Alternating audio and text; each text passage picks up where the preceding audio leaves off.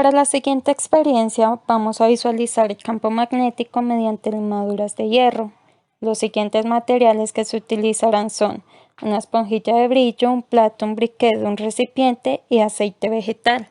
Tomamos la esponjilla, la estiramos, la ponemos en el plato y con el briquet la prendemos para que de esta forma podamos obtener las limaduras de hierro muy finas. Luego tomamos las limaduras de hierro, las pasamos a un plato con aceite vegetal y las mezclamos. ¿Será que se puede debilitar el magnetismo? Al acercar el imán vemos que se atrae por el campo magnético, que aunque no lo podemos notar con nuestros sentidos, al unirlas con un líquido, las limaduras de hierro mejoran sus propiedades, lo que las hace ver ralentizadas. De esta forma se permite observar mucho mejor las líneas de campo magnético. ¿Será que existen las llamadas líneas de campo magnético? Lo vamos a ver de forma tridimensional. Al momento de acercar el imán visualizamos la fuerza del campo magnético y las líneas de campo magnético, donde nos indica la intensidad, dirección y sentido. Al poner dos imanes en el mismo sentido, sur-sur o norte-norte, vemos la repulsión que se genera y la dirección que toman las líneas de campo magnético según el movimiento que se le dé al imán. También visualizamos que entre más se acerca el imán a las limaduras de hierro, mayor es la intensidad y atracción. Lo acercamos tanto que la fuerza del campo magnético hizo que las limaduras se pegaran al imán, pasando de un estado líquido a un estado sólido, apuntándolos a la misma dirección, creando un campo magnético y visualizándolo de forma tridimensional, generando también un orden en la dirección que se le dio. Para la siguiente experiencia utilizaremos una pila AA, una pila alcalina tipo D, cinta adhesiva aislante, dos imperdibles, dos cables de cobre, imanes, cable de cobre esmaltado para hacer la bobina y al realizar la bobina pelamos los extremos para que exista el paso de electricidad. Lo primero que se hace es pegar los imperdibles a ambos polos de la pila dejando los agujeros hacia arriba.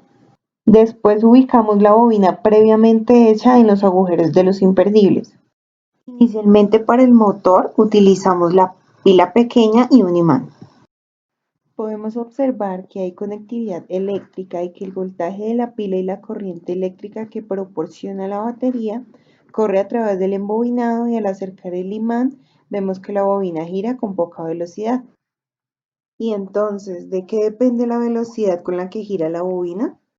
Para poder responder esta pregunta vamos a hacer ahora el mismo procedimiento pero con una pila tipo D, que es más grande.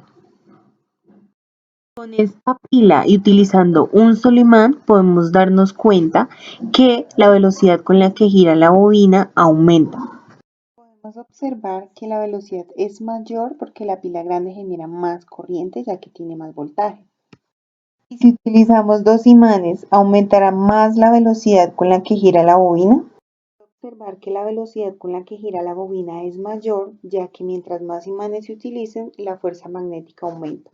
Ahora, utilizando tres imanes, pero cambiando la posición de estos, la velocidad con la que gira la bobina es muchísimo mayor que cuando utilizamos dos imanes. Pero ahora nos preguntamos, ¿será que la velocidad con la que gira la bobina depende del grosor de esta? Ahora, en vez de utilizar la bobina con la que veníamos trabajando, que es más delgada, vamos a utilizar una que es más gruesa para poder observar cómo se comporta la velocidad de esta. Como se puede observar, es difícil que siendo la bobina más gruesa pueda girar con más velocidad. Y también se puede evidenciar que es más difícil encontrar un punto en el imán donde la bobina pueda girar con más facilidad. Ahora podemos preguntarnos, ¿qué pasará si ponemos el imán en una posición diferente? En este caso se quiso cambiar la posición del imán y se puso de lado para observar si la bobina giraba. Pero ocurrió que no gira, sino que el imán la atrae. ¿Será que la bobina solo gira al acercar el imán por la parte inferior? ¿Será que si la ponemos en la parte superior funciona? Lo único que ocurre es que a medida que se mueve el imán, se mueve la bobina, mas no gira. Esta experiencia funciona gracias a que cuando hay un flujo de corriente en un alambre conductor y llega a la bobina, se genera un campo magnético alrededor de este, y cuando se encuentra este campo magnético con el del imán, entre sí generan una fuerza electromagnética que es perpendicular a la dirección del campo magnético y por consiguiente empuja a la bobina hasta hacerla girar. La dirección de la corriente va del polo positivo de la batería al polo negativo, es decir, va en este sentido. Entonces, si utilizamos la regla de la mano derecha, mi pulgar lo pongo en el sentido hacia donde va la corriente y hacia donde se cierran los dedos va el sentido del campo magnético, es decir, que iría en este sentido.